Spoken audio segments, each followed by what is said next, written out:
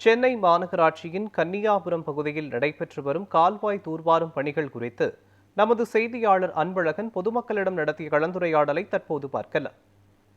சென்னை மாநகராட்சியின் சார்பாக பல்வேறு இடங்களில் கால்வாய்கள் தூர்வாரப்படப்படுகிறது. நாம் இருக்கக்கூடிய பகுதி புளியந்தோப்பு கன்னியாபுரம் பகுதியில் நம்ம இருக்கோம். இங்கே இருக்கக்கூடிய கால்வாயும் குறிப்பாக ஓட்டேரி வழியாக வரக்கூடிய இந்த கால்வாயும் தூர்வாரிட்டு இருக்காங்க.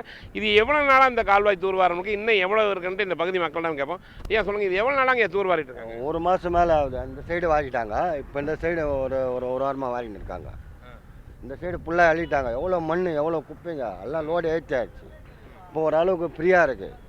இந்த சைடில் வாரி இருக்காங்க. இப்போ இந்த சைடில் இன்னும் இருக்குண்ணா. இன்னும் ஒரு 1/2 கிலோமீட்டர் மேலே போனோம். ஒரு கிலோமீட்டர் வரும் அப்படி லாஸ்ட் வரைக்கும் போனாக்கா. அந்த சைடு பிரிட்ஜும் வந்துடும் உங்களுக்கு. வெள்ளம் வந்துடும்ல, வெள்ளம் வர அந்த தண்ணி வராது. இந்த தண்ணி தான் ஓடும். அந்த தண்ணி வலிக்காது. அது தூர் வரதுனால இப்போ கிளியராக இருக்குது. ஆமாம். ஒவ்வொரு பக்கம் இந்த மழைநீர் கால்வாய் அந்த சைட்லாம் வருதில்ல இந்த தண்ணி, இதெல்லாம் சுத்தம் பண்ணிட்டாங்களா? எல்லாம் கிளியர் ஆகிடுச்சு ஐயா. ஒன்றும் இல்லை பிரச்சனை. எல்லாம் இந்த கவுன்சிலர் எல்லாம் பக்காவாக பண்ணியிருக்காரு. ஒன்றும் பிரச்சனை கிடையாது. இது இவர் வந்ததுக்கு எல்லாமே பக்காவாக பண்ணியிருக்காரு.